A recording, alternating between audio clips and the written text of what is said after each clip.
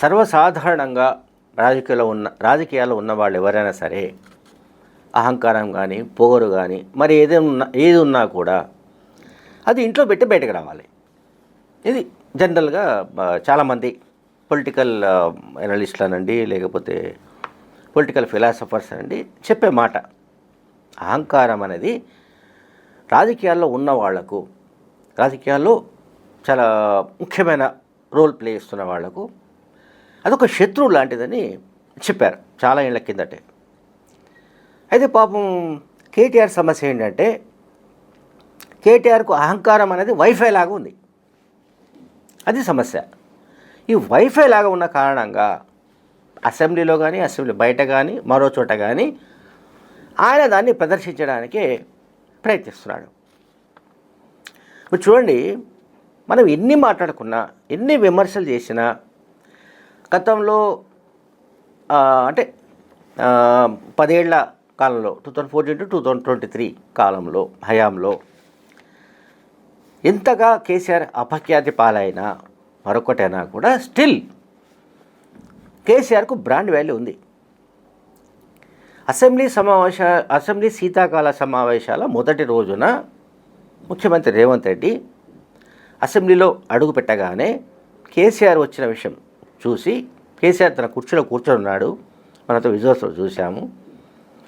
ముఖ్యమంత్రి రేవంత్ రెడ్డి వెళ్ళి ఆయనను కలిసి పలకరించి పరామర్శించి 2 చేతులతో ఆయన చేతిని పట్టుకొని పరామర్శించారు. ఈ సంఘటన మనంతా చూశాం లైవ్లో.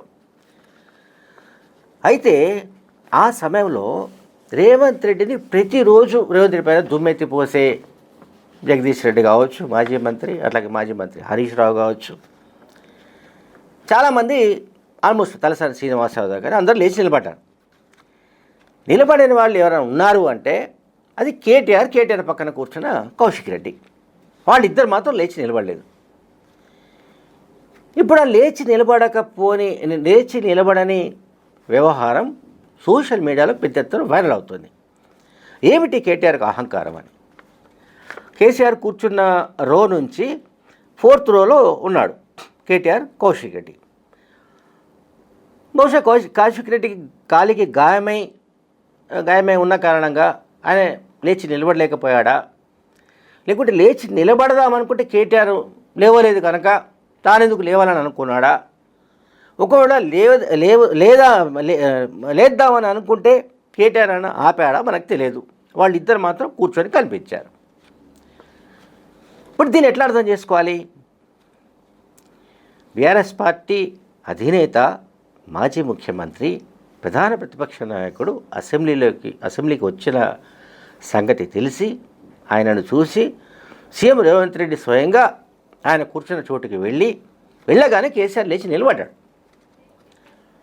కేసీఆర్ అనుకుంటే ఆయన కూర్చొని ఉండేవాడేమో.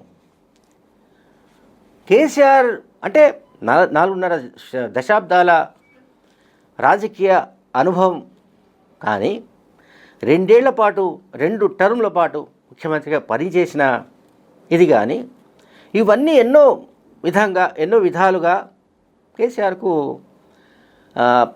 చాలా ఉన్నాయి. ఆయనను గుర్తించుకోదగిన విషయాలు ఉన్నాయి. ఆయన ఉద్యమాన్ని నడిపిన పద్ధతి కానీ, ఆయన తెలంగాణ రాష్ట్రం ఆవిర్భావానికి ముందు ఆయన కాంట్రిబ్యూషన్ కానీ ఇవేవి ఎవరు మర్చిపోవడానికి వీల్లేదు.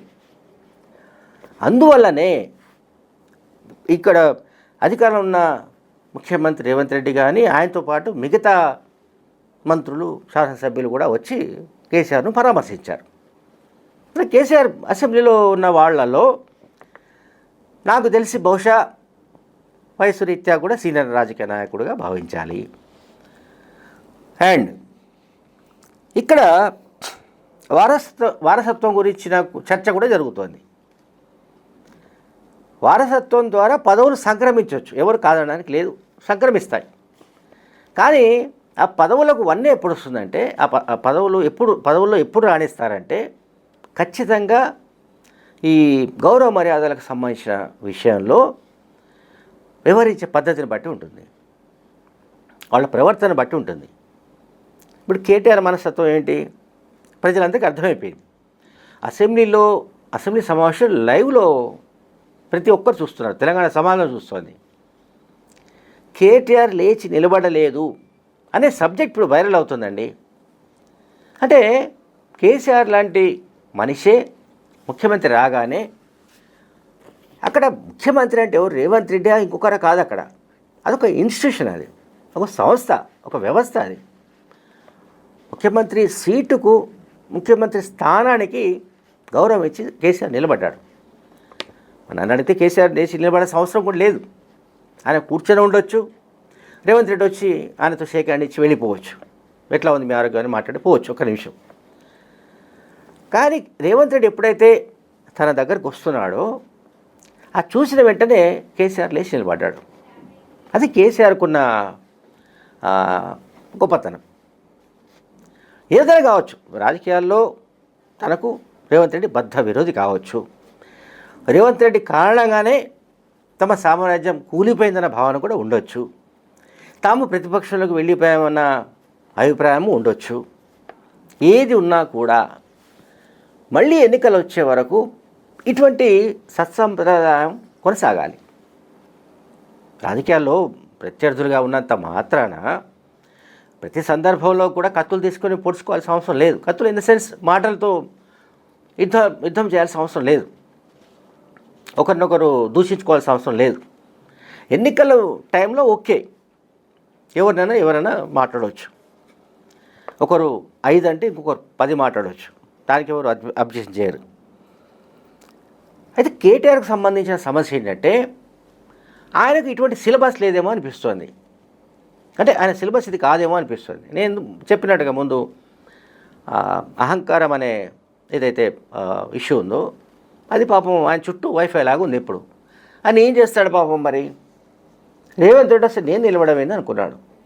ఈ సన్నివేశం జరుగుతున్నప్పుడు రేవంత్ రెడ్డి వచ్చి కేసీఆర్ను కలిసి షేక్ హ్యాండ్ ఇచ్చిన సందర్భంలో దాదాపుగా అసెంబ్లీలో ఉన్న ఎమ్మెల్యేలు చాలామంది లేచి నిలబడ్డారు. బీఆర్ఎస్ వైపు నుంచి ప్రతిపక్షంలో ఉన్న సభ్యులు కానీ, అటువైపు ఏది మన అధికార పక్షం వైపు ఉన్న సభ్యులు కానీ అందరూ లేచి నిలబడ్డారు. అదొక గౌరవ సూచకంగా అందరూ లేచి నిలబడినట్టుగా మనం భావించాం. కానీ కేటీఆర్ ఎందుకు నిలబడలేదు అనే దానిపైన ఇప్పుడు రచ్చ జరుగుతోంది. అందువల్ల ఏదైనా సరే పర్టికులర్గా మర్యాద, గౌరవం, లేకుంటే ఇతరుల పట్ల ప్రవర్తించే తీరు, ఇవన్నీ ఎవరో శిక్షణ ఇస్తే రాదు. అది ఎవరికి వాళ్ళే తమంతట తామే ట్రైన్ కావాలి. అంటే శిక్షణ తమంతట తామే మార్చుకోవాలి. మరి హరీష్ రావు, జగదీష్ రెడ్డి లాంటి వాళ్ళు ఎందుకు లేచినట్టు? వాళ్ళు ఉదయం లేచిన దగ్గర నుంచి రేవంత్ రెడ్డి పైన టన్నుల కొద్దీ దుమ్మెత్తి పోస్తుంటారు, మనం చూస్తూనే ఉన్నాం. బట్ వాళ్ళు కూడా లేచి నిలబడ్డారు. కనుక ఇప్పటికైనా సరే కేటీఆర్ ఈ రకమైన వైఖరిని మార్చుకుంటారో లేదో మనకు తెలియదు. రాజకీయాల్లో సహజంగా ఒక నానుడేది, ఎప్పుడు ఎక్కడ ఎట్లా నడుచుకోవాలో అప్పుడు అక్కడ అట్లా నడుచుకుంటేనే ఆ రాజకీయ నాయకుడికి ప్రజల్లో ఒక గ్రాఫ్ పెరుగుతుంది, సమాజంలో కూడా ఒక ప్రత్యేక గుర్తింపునిస్తుంది. Thank you very much.